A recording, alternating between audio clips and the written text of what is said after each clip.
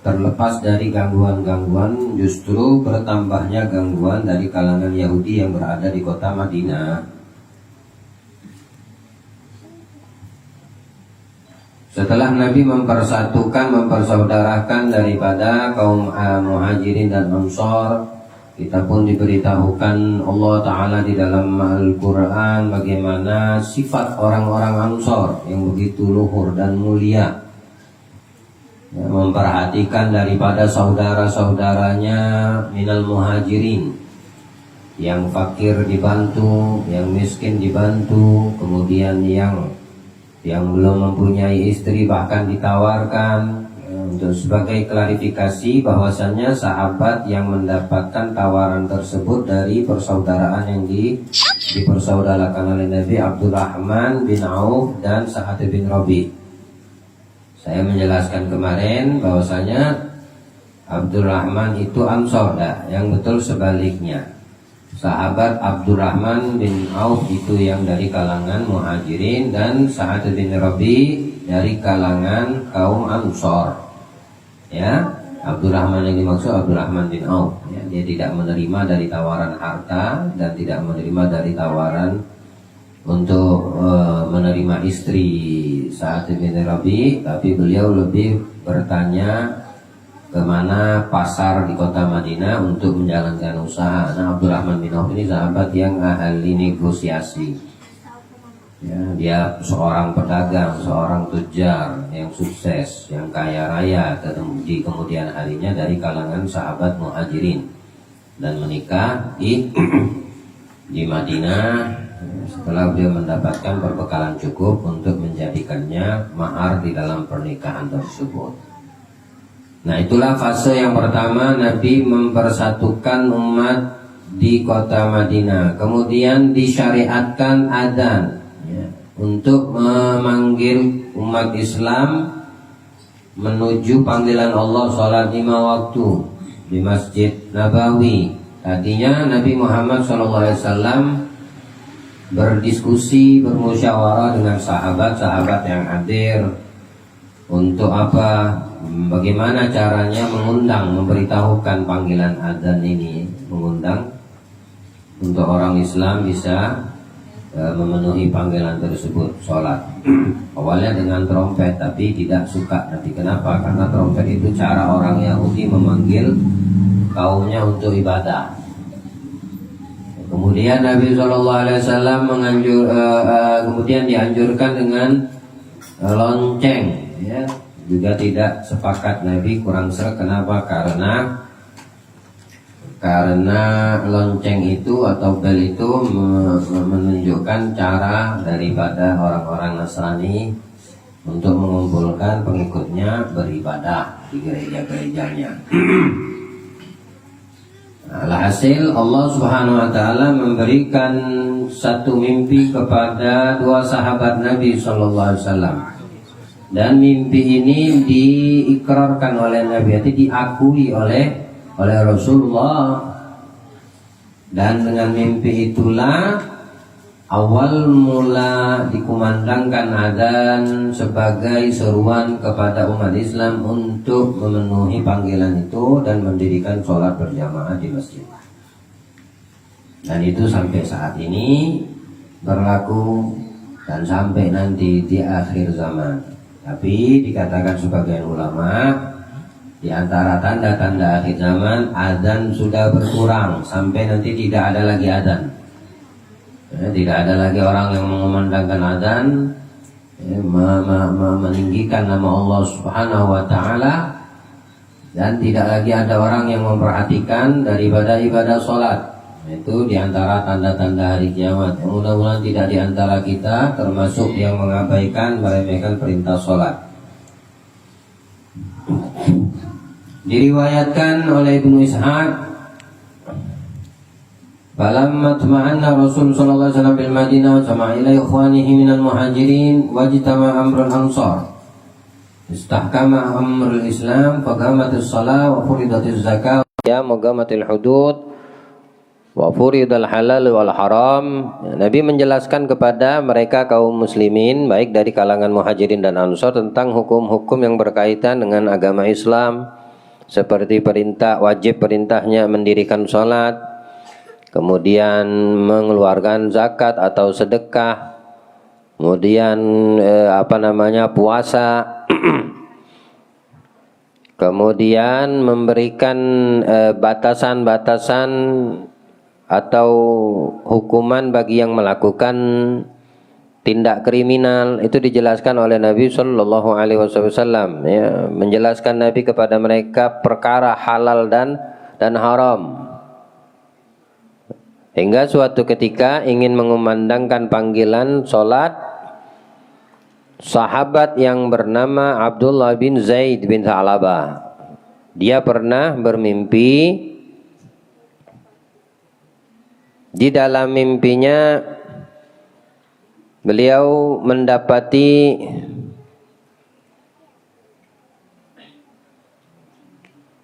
seseorang yang mengelilingi dirinya, ya, mendekat kepadanya dan mengelilingi dirinya dengan menggunakan dua pakaian berwarna hijau.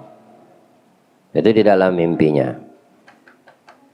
Lalu berkatalah ini Abdullah, ada apa kalian ini mengelilingi saya, mengikuti saya?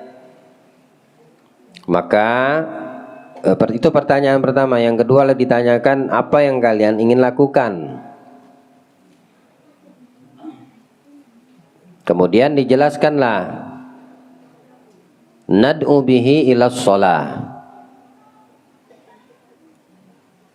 Kami ingin mengundang atau memanggil, menyeru kepada ibadah salat. Lalu ini yang di dalam mimpinya ini berkata, ala adulluka ala khairim min dalik.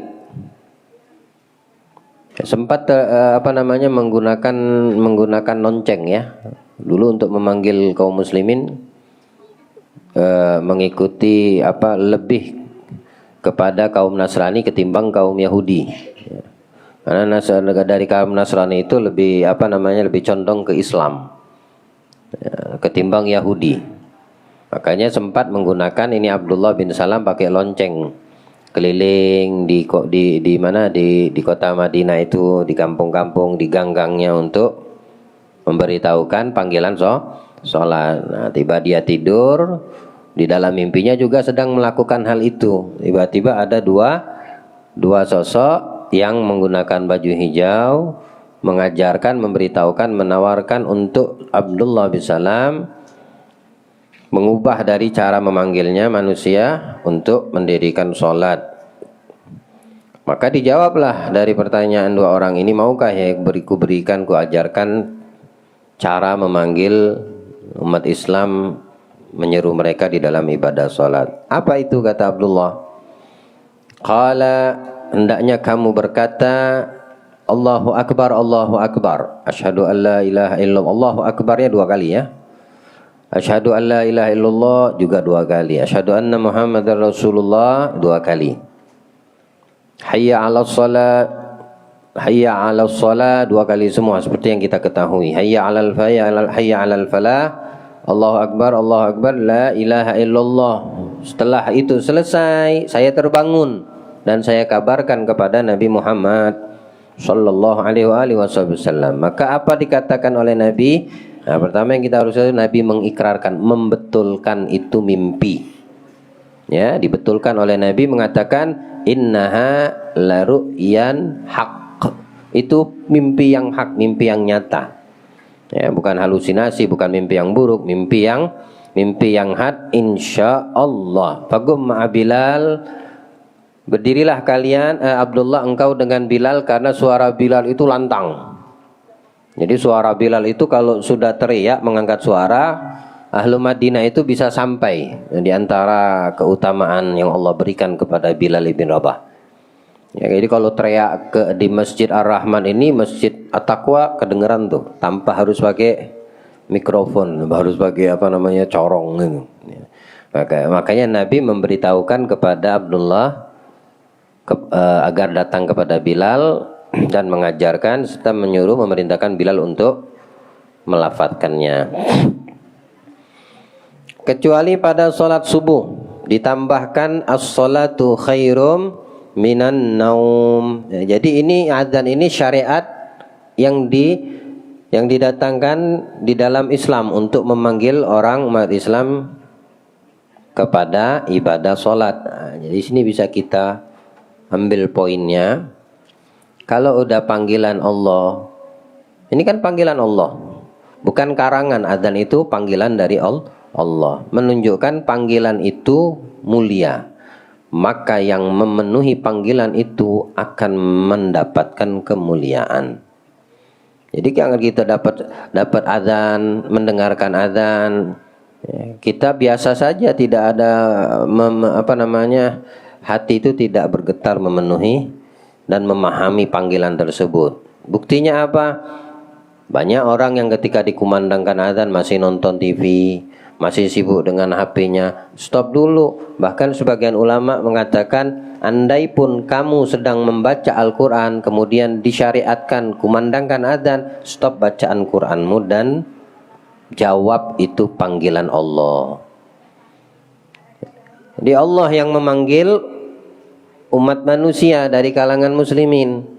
Apapun aktivitasmu stop. Nanti baru dilanjutkan lagi. Tamam. Kecuali kalau pembahasan masalah seputaran ilmu.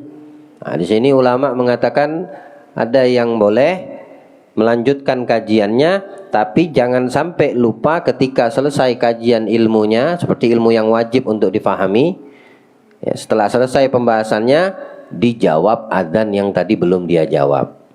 Cuma langkah bagusnya stop dulu sebentar, jawab itu panggilan, habisnya lanjutkan lagi ta'lim.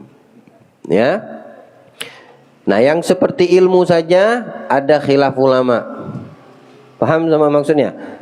Ente sekarang lagi bahas masalah halal dan haram, seperti ente belajar ilmu fikih, seperti ente belajar ilmu agama yang berkaitan dengan hukum dan ahkam syariat. Ya.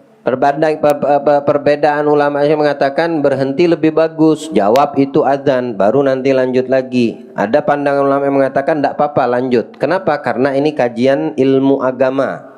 Tapi habis selesai itu kajian ilmu agama, jawab itu panggilan adzan. Walaupun setelah 1 jam berlalu adzan itu, ente jawab sendiri. Ya. Lantas bagaimana ada orang yang ketika dikumandangkan adzan sibuk dengan urusan duniawi? Yang dalam urusan agama saja itu ada pandangan ulama boleh melanjutkan karena penting urusan ilmu. Ya, mengikuti ilmu itu penting untuk dipahami dan dipelajari. Tapi setelah kajian ilmu selesai, adzannya dijawab, diikutin. Bukan wajib, tapi itu sebagai bentuk perhatian pengagungan kita akan panggilan dan seruan Allah. Ya, sampai situ bisa difahami? Nah, bagaimana orang bisa sibuk dengan HP-nya, sibuk dengan TV-nya, sibuk dengan gaweannya, kerjaannya saat dikumandangkan adzan? Stop. Jawab itu adzan. Nah, timbul lagi pertanyaan, kalau adzannya serempak, sono adzan, situ adzan, sini adzan, sini adzan, mana? Jawab semua, Kak. Jawab yang paling jelas di telingamu. Misalnya suara Masjid Ar-Rahman lebih nyaring dan lebih jelas didengar, atau masjid yang di sebelah sono lebih jelas, mana yang lebih jelas di pendengaran telingamu, itu yang dijawab adzannya. Ya. Dan setelah selesai menjawab adzan, baca doa selepas adzan dikumandangkan, Allahumma rabb hadhihi da'wati tammah shalatil qa'imati Muhammadanil wasilah wal fadilah wa syarafad darajah aliyah rafi'ah ba'dul magam Muhammad wa ta innaka la tuhliful mi'ad. Bilang Nabi SAW, orang yang membaca ini wajibat syafaati, wajib dia mendapat syafaatku nanti di hari kiamat. Rugi kalau ditinggalkan, ya. Ente sibuk dengan HP, ente sibuk dengan TV, ente sibuk dengan gawean, ente sibuk dengan urusan dunia. Emang dunia yang ente kerjakan itu bisa memberi pertolongan pada dirimu di hari kiamat? Lah, Nabi bin Nasul Hadis mengatakan yang menjawab adzan, kemudian diikuti setelahnya berdoa dengan doa yang diajarkan Rasulullah setelah adzan, maka wajib atas orang tersebut mendapatkan pertolonganku nanti di hari kiamat. Sehari berapa kali kalau ente bisa melakukan jawaban adzan itu 5 kali sehari. Berarti ente 5 kali dalam sehari itu mendapat 5 jaminan Nabi Sallallahu Alaihi Wasallam. Asal betul-betul memahami ini bukan sembarang panggilan. Ente tahu ini riwayat ini didatangkan bagaimana, disyariatkannya bagaimana ini ada. Nah inilah asal muasalnya, awal mulanya, ya, dari sahabat Abdullah bin Zaid. Yang kedua dari sahabat Nabi yang mendapatkan mimpi, Umar bin Khattab. Ya, Umar bin Khattab juga mendapatkan ini mimpi, tapi belum diceritakan kepada Nabi. Saat Bilal bin Rabah mengumandangkan ini suara adzan, lantur terdengar di telinga Umar, bergegas dia mendatangi Nabi Sallallahu alaihi wasallam. Lalu beliau mengatakan kepada Rasulullah Sallallahu alaihi wasallam, ya Rasulullah, walladzi ba'atsaka bil haqq laqad ra'aitum mithlul ladzi ra'a. Ya Rasulullah, demi zat yang mengutus engkau dengan hak, yang sebagai nabi yang betul, nabi yang hak, aku telah melihat dan mendapatkan apa yang barusan aku dengarkan. Maksudnya adzan yang dikumandangkan. Maka dijawab oleh Nabi Sallallahu Alaihi Wasallam, alhamdulillah, falillahil hamd. Nabi memuji Allah Subhanahu Wa Taala. Ya. Jadi ini disyariatkan, adzan ini bukan sekedar yang kita mungkin selama ini pahami, sadari, takbir di situ, Allahu Akbar, tahlil, la ilaha illallah, memberikan 2 saksi tiada Tuhan selain Allah, Nabi Muhammad utusan Allah. Bukan, tapi itu untuk memperkuat iman kita. Kalau kita betul-betul memenuhi panggilan tersebut, iman itu bertambah, ya, iman itu semakin kuat, ya. Jadi lupakan urusan apapun dari duniawi, pekerjaanmu, tanganmu yang sibuk dengan medsos, lupakan, tinggalkan dulu sebentar. Kalau lagi nonton, matikan sebentar suara TV-nya atau dipauskan. Kalau lagi sibuk di pasar sama urusan pelanggan, lagi transaksi berapa harganya, Pak Adzan sebentar, ngomong aja begitu apa adanya, ya. Jangan takut dia sudah cancel, saya buru-buru waktu nih Pak, cepat nih nanti. Kadang ujiannya di situ juga tuh bagi seorang pedagang. Ane mau buru-buru nih Pak. Sudah kalau gitu cancel aja, nggak apa-apa. Masa ente mau pilih antara panggilan Allah, menjawab panggilan Allah dengan transaksi yang terjadi, ente pilih transaksi, berapa untung yang kamu dapatkan, berapa kerugian yang kamu tinggalkan, karena Nabi telah menjamin syafaatnya di hari kiamat bagi orang yang menjawab adzan dan berdoa setelah adzan. Untung dapat 100.000, 200.000, 1 juta, 10 juta, 100 juta katakan untungmu karena lagi transaksi. Tapi karena kamu ingin mendapatkan syafaat Nabi, kamu berani menggugurkan itu keuntungan. Nah, ini baru mukmin. Kalau untung cuma sedikit, ya sudahlah, tidak apa-apa. Adzan diabaikan, panggil Allah ini kan. Sayang yang seperti itu, rugi. Atau kadang-kadang ada orang yang hatinya menjawab adzan tapi transaksi jalan terus, setengah-setengah ini, ya, nanti dapat pertolongan dari Nabi pun setengah-setengah tuh, takutnya nanti di hari kiamat, setengahnya tidak dapat, setengah dah. Nah, fokus sudah, kalau sudah panggil Allah disuruhkan, jawab itu adzan, baca doa sebelum adzan. Bilang ulama, dikatakan ulama, di antara tanda jasad jenazah itu kalau berat ketika diangkat, itu di antara tanda waktu masih hidup tidak pernah memenuhi panggilan adzan. Nanti dia punya jasadnya ketika jadi mayat berat diangkat sama orang tuh. Bukan saja karena dosanya, karena panggilan Allah dia anggap atau diabaikan, ya. Saat adzan dikumandangkan dia tidak ikut menjawab, ya. Muadzin mengatakan Allahu Akbar, Allahu Akbar, kita yang mendengar Allahu Akbar, Allahu Akbar. Asyhadu an la ilaha illallah, kita balas lagi asyhadu an la ilaha illallah. Terus asyhadu anna Muhammadar Rasulullah. Dan di setiap kalimat adzan itu ada yang diajarkan dari keutamaan dan fadilah. Ketika seorang muadzin mengucapkan asyhadu alla ilaha illallah, kita menjawab juga dengan jawaban yang sama apa? Asyhadu alla ilaha illallah. Kemudian siapa orang yang mengusapkan telapak tangannya kemudian mengatakan raditu billahi rabban wa bi Muhammadin nabiyyan wa rasulah wa bil Islam madina. Jangan dibalik. Ya, jangan dibalik. Ini kalau kita biasa mengucapkan asyhadu raditu billahi rabba wa bil Islam madina wa bi Muhammadin, betul, tidak salah. Tapi kalau untuk jawaban azan ini dibalik. Raditu billahi rabba wa bil Islam. Ini panggilan Islam. Baru panggilan wabi Muhammadin, pengakuan dan pengikraran untuk Nabi kita Muhammad. Cuma di keadaan itu saja. Kapan? Saat muadzin mengumandangkan asyhadu alla ilaha illallah. Jawab dulu pertama asyhadu alla ilaha illallah, baru kita tambahi dengan sambil mengusapkan kedua telapak tangan baca raditu billahi rabban wa bi Muhammadin nabiyya wa bil islamadi wabil Islam Madinah, kemudian usapkan ke semua wajahmu. Ya. Dikatakan orang yang mengamalkan itu maka di setiap bulu yang terkena usapan tangannya, dia dari bulu wajahnya itu, ya, baginya satu pahala kebaikan dari Allah untuknya. Berapa bulu yang ada di wajah kita? Ya. Jadi kalau ada jenggot tebal, banyak lagi dia tuh. Jenggot tebal, banyak lah. Hitunglah jenggot saya kalau ada tuh. Bisa, hitunglah. Belum kumis, wajah, belum alis, belum mata, belum lagi yang tumbuh di pori-pori wajah. Ini kan ada bulu setiap pori-porinya. Di setiap satu bulu itu di wajah itu dikasih pahala satu sama Allah. Satu kebaikan. Ya. Jadi apa tambahannya? Raditu billahi rabba apa? Wa bi Muhammadin nabiyyan wa rasulah. Setelah itu wabil Islam madinah. Ya, dalam jawaban itu terbalik, ya, bukan raditu billahi rabban wa bil islami dinan Nabi Muhammad. Nah, Nabi dulu baru Islamnya yang kedua. Saat sampai kepada asyhadu anna Muhammadar Rasulullah, ya, itu juga ada pelajaran yang diajarkan kita oleh guru-guru kita dan para ulama kita, ya. Asyhadu anna Muhammadar Rasulullah, ya.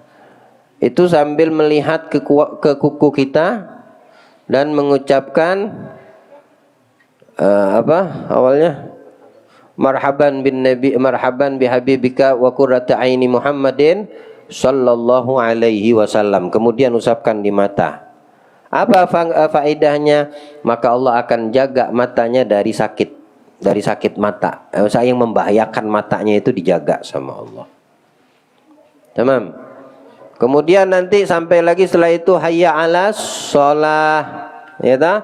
Jawab lagi sama. Ya, hayya 'alas shalah, setelahnya hayya 'alal falah, ya. Nah, ditambah dengan berdoa, Allahumma ja'alni minal muflihin.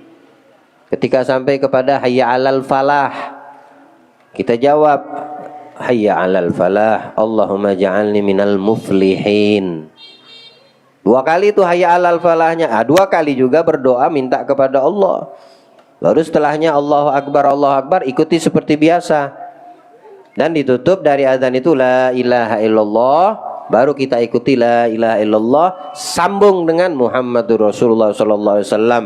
Kemudian awali dengan salawat, Allahumma shalli wa sallim ala sayyidina Muhammad wa alihi wasallim taslima. Baca doa setelahnya disambung, doa setelah azan, Allahumma rabb hadhihi da'wati tamma wa salatil qa'imah, dan sampai selesai. Paham dong? Nah, ini syariat, ini disyariatkan azan untuk kita umat Islam dari umat Nabi sallallahu alaihi wasallam. Di tahun yang sama ada pendeta lah, namanya bukan dikatakan pendeta, ahlul kitab.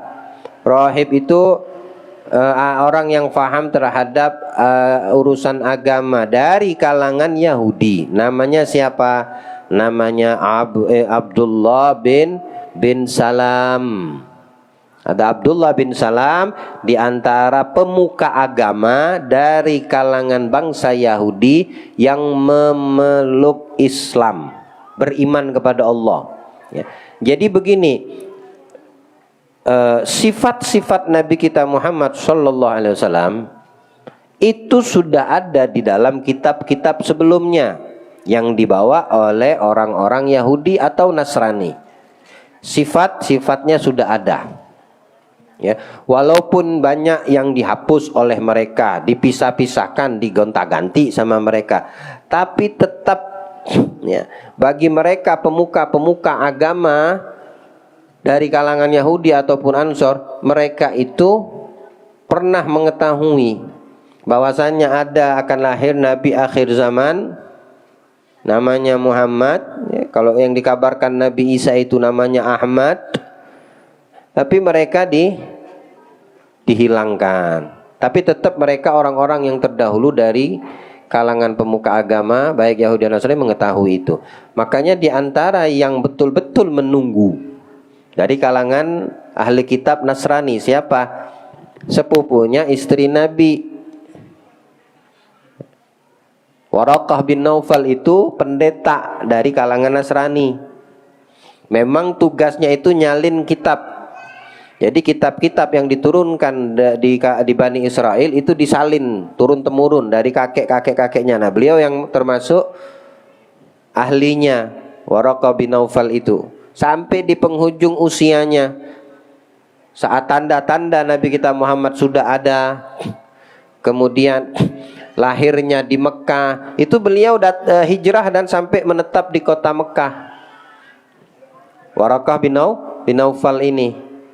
Kenapa Yahudi yang mengetahui tidak mau dia hijrah ke Mekah? Kan di situ tertulis dan mengetahui lahirnya di kota Mekah. Karena orang-orang Yahudi ini punya trauma. Karena Yahudi ini dari kalangan Bani Israel itu diusir sama Allah dari setiap muka bumi, diusir. Dari Palestina diusir, dibawa ke Mesir, dari Mesir balik lagi ke Palestina. Ya. Tidak pernah menetap di satu tempat karena memang Allah telah menghukumnya.